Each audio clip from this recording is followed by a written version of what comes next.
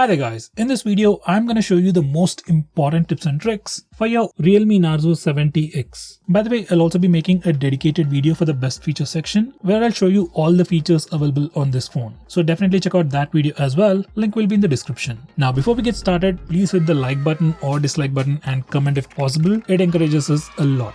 With that said, first let's start off with the navigation gestures. Once you turn on the navigation gestures, you can swipe from the bottom of the screen to go home. You can swipe and hold for recent apps. To go back a step, you can swipe from the left side of the screen or the right side of the screen and your phone will take you back a step. For Google Assistant, you can swipe from the bottom left corner or the bottom right corner diagonally and it will trigger Google Assistant. Besides that, you can also quickly switch between applications by simply swiping left or right on the bottom bar of the screen. This particular feature works just like on an iPhone. Next, we also have a quick shortcut to instantly switch between the current application and the previous application. If you enable this particular toggle, you can just swipe and hold from either of the sides to quickly switch to the previous application. Next, we have Flux themes. Now, these are new themes which are completely different from the older themes. Well, at least they look completely different. They look much more like an iPhone. Here's a quick preview. If you like them, do give it a try. Next, we have a pretty cool shortcut to start or open split screen mode. This feature is enabled by default. Just make sure this particular toggle is enabled, and if it is enabled, you can just swipe up using 3 fingers to open the current application in a split screen mode. Some of the applications will not support this feature. With that said, most of the applications, especially third-party applications, do support split screen mode. Next, we have an interesting feature called flexible windows. Now this feature allows you to open applications in a pop-up window. You can open this flexible window directly from the recent apps page. Once you're in the recent apps page, just press and hold on the application and move it to the top.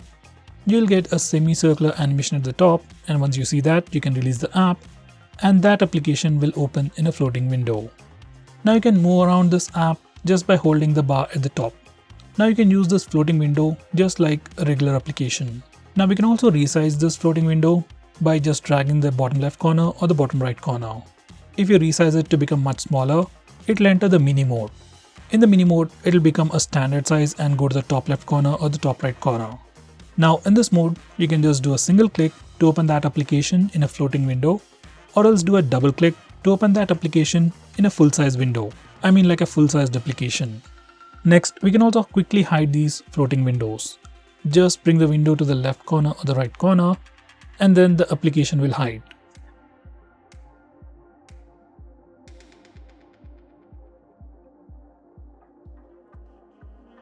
Next, we can also change fonts on this phone. You can choose between some pre-installed ones or just download the ones you like. Now here's the store for that. There are a lot of free fonts and some pretty good looking paid fonts. Next, I'm going to show you how you can hide files. Now on this phone, there's a feature called Privacy Safe, which allows you to hide files. Any file like documents, video files, music files, you can literally hide any files.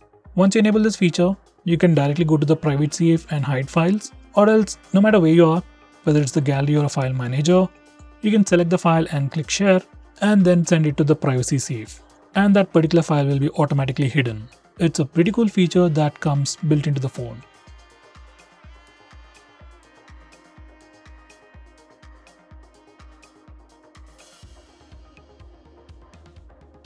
Next, we can also hide applications on your phone. Let's say you want to hide some net banking related applications or authenticator applications, then you can do that on this phone. Just go to the settings, hide apps, and from here just set up the password and the keyword stuff, and once it's done, just select the applications that you want to hide, click OK, and all those applications will be hidden from the default app drawer. Now to open those hidden applications, just open the phone dialer, enter the secret code, and now you can access those hidden applications. Next, I'm going to show you how you can lock applications. Once again, if you have some security related apps that you don't want others to open easily, then you can lock all those applications. Just go to settings, and from the privacy section, you can access the lock apps feature. From here, you can lock all the applications that you want. By the way, we can also use face unlock and fingerprint unlock to unlock those locked applications, just for a bit more convenience. If you're going to lock up some important apps like net banking applications or something related to stocks and stuff, then I would recommend you not to use the fingerprint and face unlock features. Better enter the password yourself.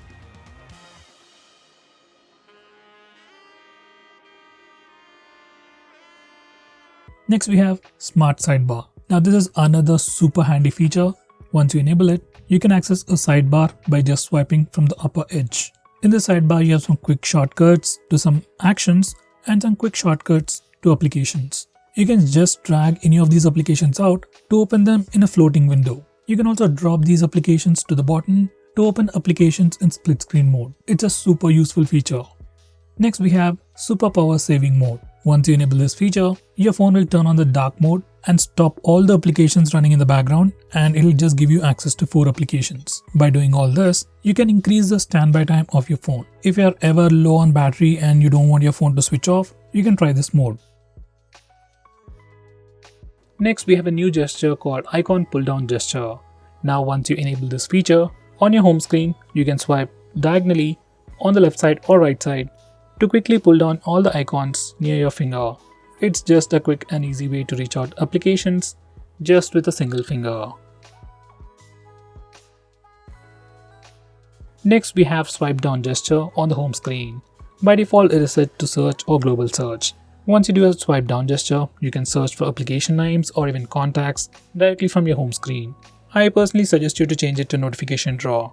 Once you do that, you can do a swipe down gesture to pull down the notification bar, which I think is much more helpful.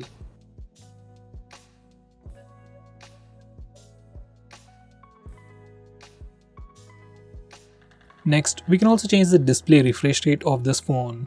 This phone has a display with 120Hz refresh rate. By default, it is set to auto switch. It can save some battery, but sometimes can give you an inconsistent experience. So I'll suggest you to stick with the highest refresh rate. It affects the battery a little, but gives you a much more consistent experience. Next we have dark mode. You can enable it from the notification toggles or directly from the display settings. And once you enable the dark mode, all the system UI elements change to dark mode. Even some of the stock applications like phone dialer, messaging application also change to dark mode, and even some Google applications like Play Store or YouTube switch to the dark mode automatically. Dark mode helps your phone look much more cooler, helps you save some battery, and puts less strain on your eyes at night. Next, I'm going to show you different ways to take a screenshot on this phone. So first we have the normal way where we can use the buttons. Just press the volume down and power button both at the same time to take a screenshot. Next we have 3-finger screenshot gesture. Now this feature is enabled by default. To take a screenshot, you can just swipe down using 3 fingers and your phone will take a screenshot. It's just like pressing the buttons, but instead of pressing the buttons, you just need to swipe down using 3 fingers and your phone will take a screenshot. Personally, this is my favorite way to take a screenshot. Next, I'm going to show you how to take a long screenshot. For that, first take a regular screenshot and then click on the preview. Now select scroll. Now you need to scroll the page. And once you're done, you'll get a long screenshot. Next, I'm going to show you how to record the screen on your phone. For that, first go to the toggles. We have a dedicated toggle called Start Screen Recording. Just bring it up. And now we can start video recording just by using this toggle. Just click it and screen recording should start in 3 seconds. If your phone asks for any permissions, just grant them all.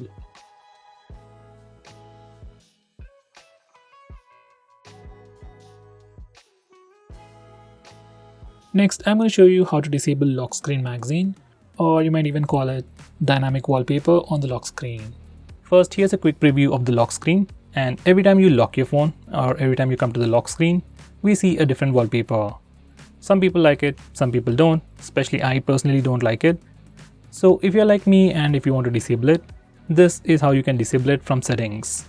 And now, here's the lock screen once again, and no matter how many times you come to the lock screen, we will have a fixed wallpaper.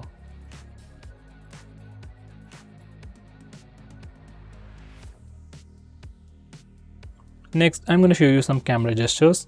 First, we have touch. Once you enable this feature, we can take a picture by just touching the preview screen. It works for both the rear camera and even for selfies.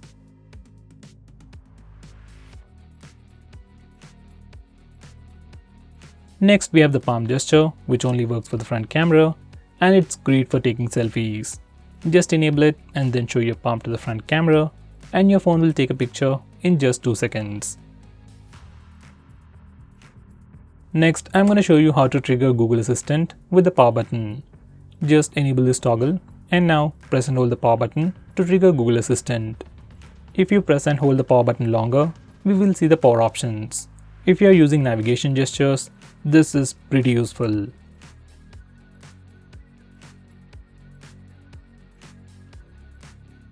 Next, we have some important screen off gestures. We have things like double tap to wake,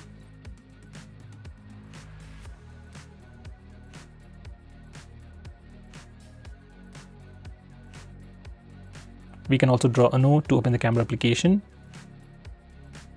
Next, we can draw a V to turn on the flash. We also have more like music controls and custom shortcuts, but most of the time I just draw V to turn on the flash, and to turn it off we can press the power button. Next, I'm going to show you how you can change your default apps. Whether you want to change your default launcher, default browser or anything, for that we need to first go to settings. Once you're in settings, select app management, then select default apps. Now from this page you can change your default launcher, default SMS application, browser and so on. I would definitely recommend you to change your default browser to Google Chrome. Next, I'm going to show you how to display the battery percentage on the status bar. For that, go to settings, then select notification and status bar, and then enable this toggle. Once you do that, we can see the battery percentage on the status bar.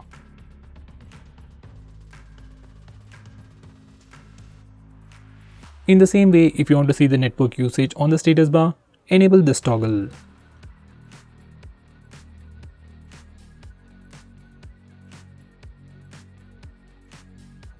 Next, we have notification history. Now this is a pretty cool feature that can record all the notifications that you get. So even if you accidentally clear all the notifications from the notification area, you can go to the notification history section to see what all notifications you got and at which particular time. Next, we have recently deleted. In your albums application or gallery application, whenever you delete anything, it won't get deleted immediately. All those deleted files will be put in recently deleted folder. You can access it from here. If you want, you can once again delete them. You can also choose to disable this feature from settings.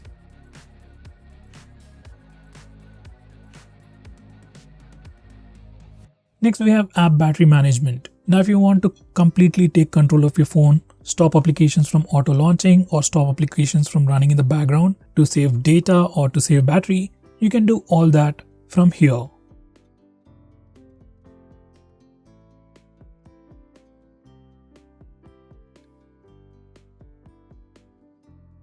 So guys, these are the most important tips and tricks for your phone.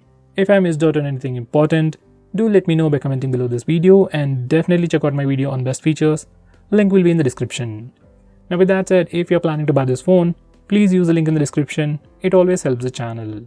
If you want us to make any specific video, tweet out to us with the hashtag #greedytech on Twitter and we will try to make it as soon as possible. I'm Nikhil from greedytech signing off. Have a nice day.